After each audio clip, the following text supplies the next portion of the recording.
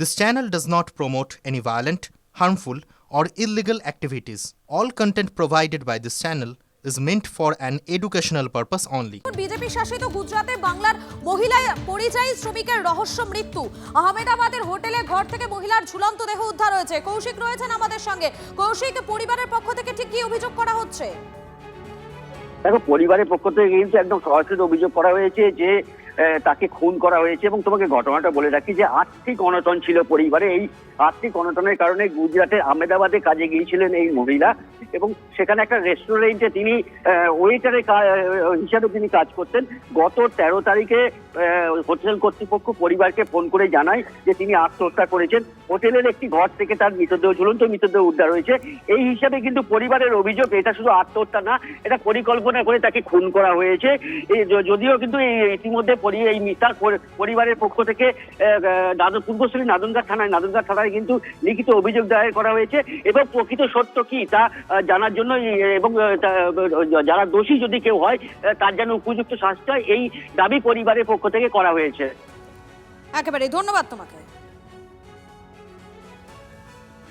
না, আমাদের কালকে সকালবেলায় ফোন করেছিল, বলল আমার শালা ফোন করেছিল। শালা ফোন করার পরে বলে দিদি আর বোন আর নেই কো, বোন গলায় দড়ি দিয়ে মারা গেছে। কোথায় কাজে গেছিল? ও গিয়েছিল আহমেদাবাদে কাজে। গতকাল জানিয়েছে। তারপরে এখন জানা যায় ওর সঙ্গে যে রুমে থাকতো একটা ছেলে, তার বিরুদ্ধে আমি কিছু চাই, শাস্তি চাই। ওড়িশায় ফের বাংলা শ্রমিকদের হেনস্থার অভিযোগ। বাংলাদেশি তকমা দিয়ে পুলিশি অত্যাচারের অভিযোগ।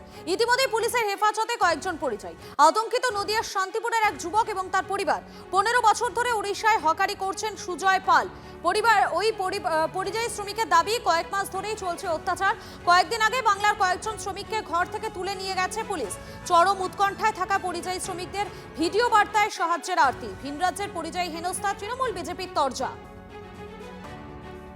ফেরির কাজ করি, কিন্তু আজকে 15 দিন আগে আমাদের এখান থেকে বিনগরের 3 জনকে আর মুর্শিদাবাদের 15 জনকে ওরা রাত্রে তুলে নিয়ে চলে গেছে কোনো বিনা কারণে। এর কোনো কারণ নেই, কিন্তু রাত্রে যখন আমরা পুলিশ আসে দরজা খুলে নিয়ে দরজা লাথি মেরে মেরে আমাদেরকে তুলে বলছে তোরা বাংলাদেশি রোহিঙ্গা, তোরা মুসলিম, এসব কথাবার্তা বলে পুলিশ নিয়ে গিয়ে ফালতু জেলে ভরে দিয়েছে। এখন আমরা কি করব? আমরা প্রচণ্ড আতঙ্কের মধ্যে বসবাস করছি। তা এখানে কতদিন থাকতে পারবো বলতে পারবো না, কিন্তু আমি আমাদের পশ্চিমবঙ্গবাসী সবার কাছে অনুরোধ করছি যাতে সবার সহানুভূতি, সবার প্রচেষ্টায় আমাদের কিভাবে সহযোগিতা মিলবে, আপনারা একটু আমাদের সহযোগিতা করার চেষ্টা করুন। যাতে হঠাৎ করে দেখছি যে 15 দিন কি 1 মাস এরকম শুনছি যে পুলিশি ধরপাকড় করছে, ওদের ওখানে থাকতে দিচ্ছে না। এখান থেকে কি ও একাই থাকে? না, এখানে আরো আমাদের এই কালীগঞ্জ পুলিশ লোকও থাকে।